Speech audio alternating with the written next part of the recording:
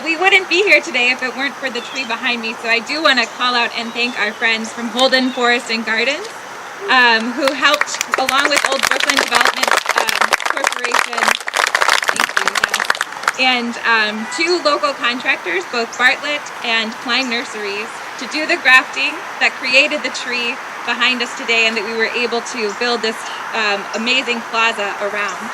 I also want to thank our project team, many of them who were referenced, for their creative thinking about the creation of the design of this space. We worked with Daru Landscape Architecture, led by Jamie Schwartzberg, who is here today, along with artist Angelica Pozo. So a hand for our design team. And again, as was shared, the space was built by F. Buddy Contracting, also joined with us today. We also worked with the Owens family in order to build this space, and the broader community. You'll hear in a moment about how the community was invited to share their dreams and invisible battles, inspired by the words of Jesse Owens himself, to actually become a part of this space that we're in today. I'm happy now to welcome artist Angelica Pozo to share some words with us about this space.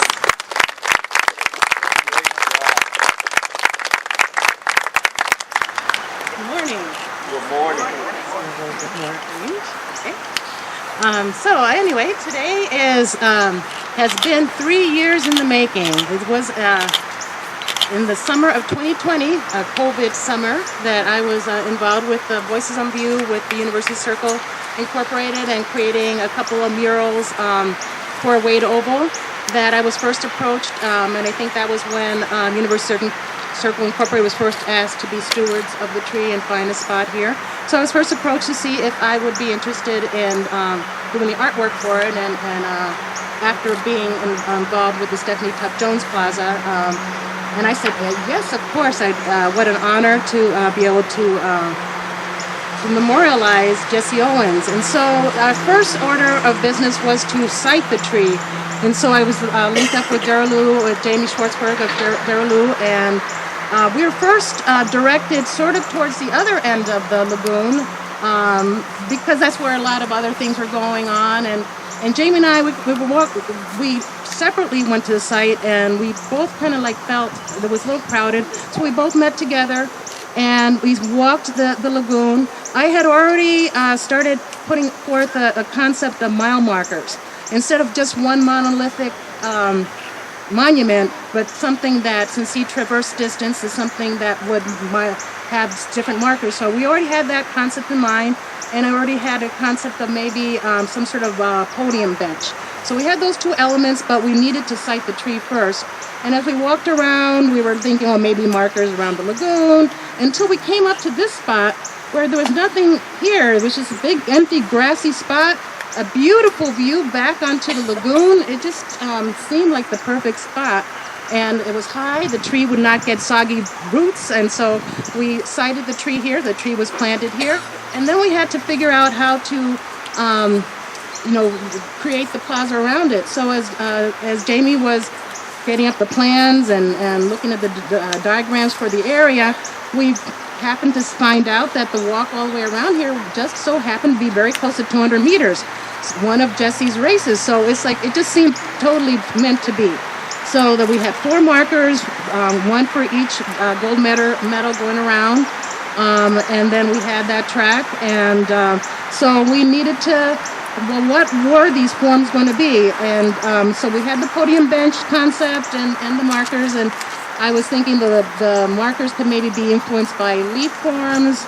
I did some rough sketches, and then did some rough sketches of the podium bench, and then Jamie turned around and turned it into the elegant forms that you see here. I thought that the leaf shapes also reminded me of flames, like Olympic flames, so that's why there's the red streak going down the narrow edge. And so that we were ready for construction. Construction was up, and then I had to figure out where to put all this information and how to interpret it onto the tiles. So that took a lot of thinking. I did make a questionnaire for the family to ask different questions to get more information. So I just had a lot of information that I had to kind of like parse out into different areas. And so some some things. And so, but the first thing was that we knew was the community involvement. The UCI wanted some sort of community involvement. So I picked the two quotes from Jesse Owens. One is, "We all have dreams, but in order to make our dreams come into reality, it takes an awful lot of determination, dedication, self-discipline, and effort." And then the other quote was, "The battles that count aren't the ones for gold medals, the struggles within yourself, the invisible, inevitable battles inside all of us. That's where it's at."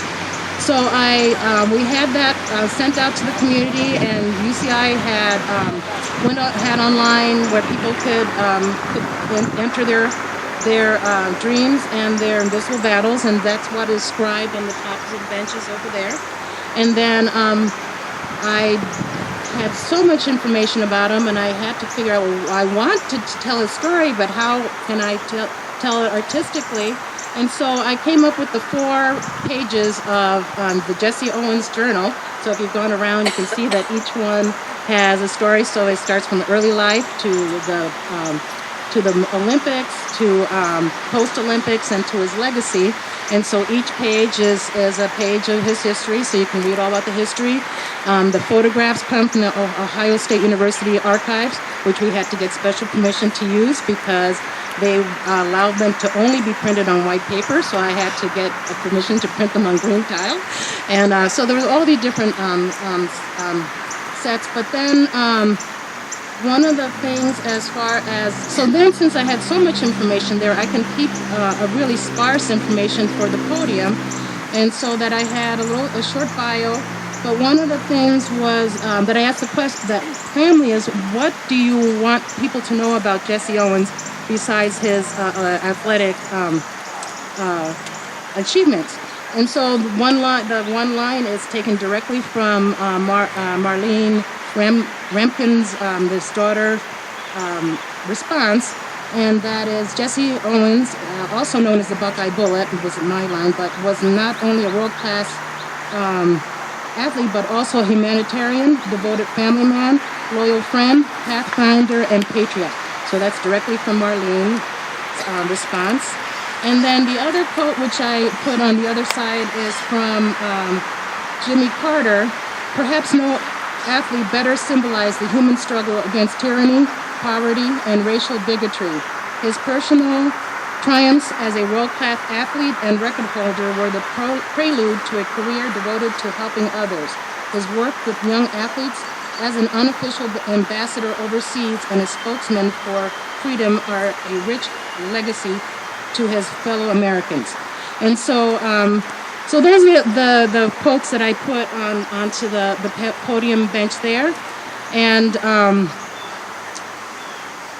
when we were, so that we created a space here that is educational and honors Jesse Owens, but it also is used by the community. So one of the things that Jamie put in is to have this track so that it measures his 200 meters, his 100 meters, and also has the area where his long jump is expressed, and also the lengths of the 2 wings of the podium bench are the lengths of his various jumps. So his long jumps. So all there's lots of details and lots of little influences.